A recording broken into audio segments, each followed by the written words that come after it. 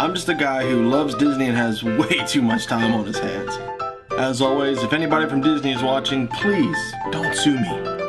I'm here to rate, review, and describe all of your favorite things from the magical world of Disney. I'm File91e and welcome to my Disney news and reviews.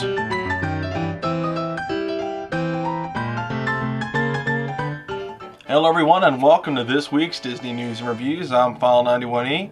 Got a package in the mail this week from D23, and as always I want to show it to you. I actually took it out, so I don't know why I showed you that. But yeah, here it is. It's Toy Story 3 on the cover. Wanted to show it to you, so just give me 1 second to get this all out.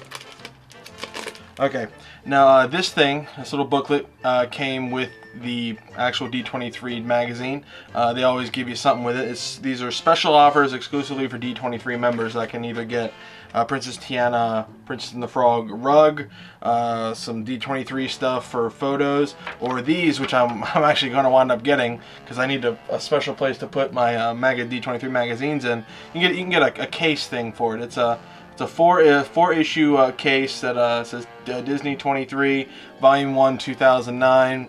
It's just something that you can put into or something you can put your books into, which I'm really thinking I want to do.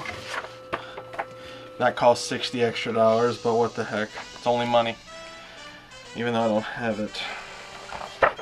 Anyway, just some different things.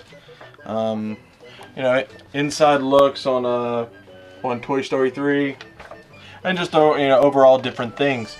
D23, I love this these magazines, so I'm really happy about that case. So that's what I got this week from Disney, so let's get right to the news.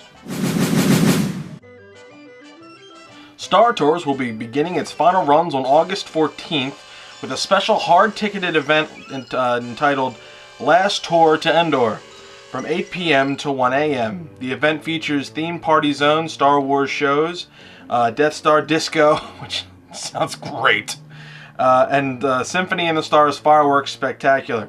The cost for the event is $75, but it isn't clear yet if August 14th will mark the final day of operation, or just the beginning of the final countdown to closing.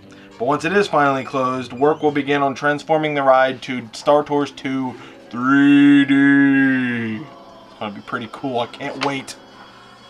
The recently installed construction walls running the entire length of Fantasyland have just been decorated with some great-looking large-scale concept art pieces. This is perhaps the first in-park hint of what is coming for the average park guest that may not keep in touch with all the latest happenings of Walt Disney World. Basically, it's for everybody else that doesn't come to see me or any of the other Disney sites that knows what's going on. The list of performers for Epcot's International Food and Wine Festival have been announced. Go to allears.net or wdwmagic.com for all that information there. The New York facade on the streets of America is currently under refurbishment. It is expected that work will be ongoing until the late of June 2010. And the Rock and Roller Coaster guitar icon is currently covered in scaffolding for an exterior refurbishment. The ride will fully close between May 15th and May 20th for a refurbishment, and the exterior should also be complete by the reopening on May 21st. So there's all your good Disney news, all the stuff that I think you should know about Disney this week.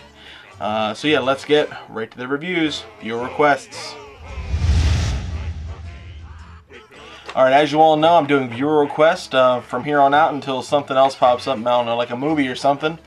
The first thing I'm going to review today is The Legend of the Lion King as requested by the Farter14, or also known as Movie Review Kid 1, 2, 3. Anywho, The Legend of the Lion King replaced Magic Journeys in 1994. It is a 25-minute show that was sponsored by Kodak. The pre-show of the show includes Rafiki telling the story of Simba.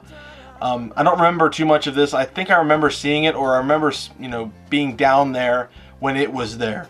But I don't think I ever remembered going in to watch it. But this was around the time that The Lion King had just come out. But what the main show was, it was a puppet show that recreated some scenes from The Lion King. you know, whenever there's a movie coming out or a Disney movie, Disney likes to capitalize by putting like either a puppet show or some sort of show, you know, just to try to capitalize on the popularity of it. But it was actually really cool because during the puppet show there were special effects. There was mists that came out, you know, to recreate the feel of the jungle scenes, and then there was warm winds, you know, that recreated the feeling of being on the plains. So it really immersed you in the show and just try to, you know, create the illusion that you are in the African savannah, not Africa savannah, whatever. Anyway, this show was closed in 2002, and in 2003, Mickey's PhilharMagic took the place of where it was. And in my opinion, after watching The Legend of the Lion King and experiencing PhilharMagic, I think PhilharMagic is 10 times better than the Lion King show. But it was a fun show. I mean, it was cool. If you liked the Lion King movie like I did, you really enjoyed it. It was, you know, it was cool to sing along to the songs that you liked, and it was just fun. So what am I going to give the Legend of the Lion King show? I'm going to give it an average 3. It was fun. There was, you know, there's not a whole lot to do aside from just watch the show, but then again, that's the same thing for PhilharMagic. But both shows had their pluses and minuses. PhilharMagic, there's a lot more to see and do and feel and smell. With the Lion King, there was great puppetry, and again, the institution of those special effects really, you know, had it all come together. So yeah, the Legend of the Lion King, or I think it's called the Festival of the Lion King. I'm not sure, but I heard it was Legend of the Lion King. Either way, Legend of the Lion King, 3 stars. And the last thing I want to review today is the World of Motion from Anthony94. He had been requesting this for a long time now, and I figured, what the heck, I'm just going to get right into it. The World of Motion was a pavilion, an actual whole pavilion at Epcot, offering a view of the history of transportation. Think Spaceship Earth right now, but with the history of transportation, not communication.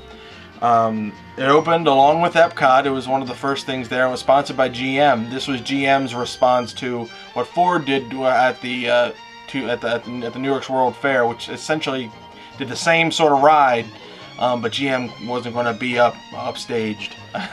Guests would ride an Omnimover type of ride around the pavilion.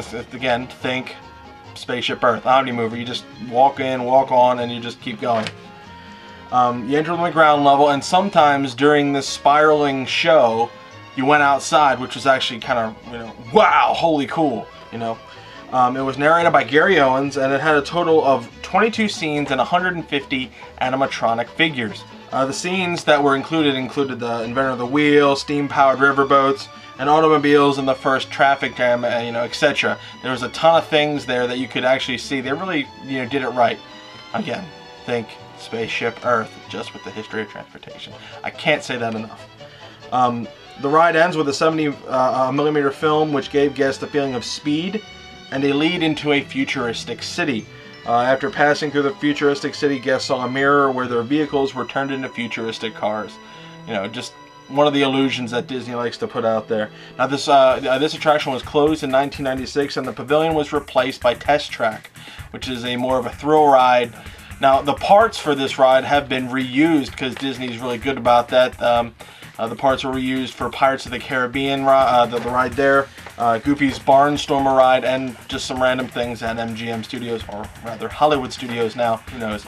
Anyway, the World of Motion, I would actually give a 4, just because after I watched some things on YouTube, it was actually pretty cool and innovative for what it was and what the time was, and the fact that they, you know, got rid of it for Test Track is, you know, it is what it is. But this one, I guess, just lacked it. I don't remember getting on this ride when I was a kid, but after viewing it on with the videos on YouTube, it seemed pretty interesting and something I really would have liked to have gotten on and experienced, just because I love those Omnimover type of rides. So the World of Motion, the Extinct ride at Epcot, I'm giving 4 stars. So you can't check it out, but check it out on YouTube. Well, that's going to wrap things up for this week's Disney News and Reviews. Go to allers.net, touringplans.com, wdwmagic.com for all your latest and greatest Disney news. And I know I don't plug these guys enough.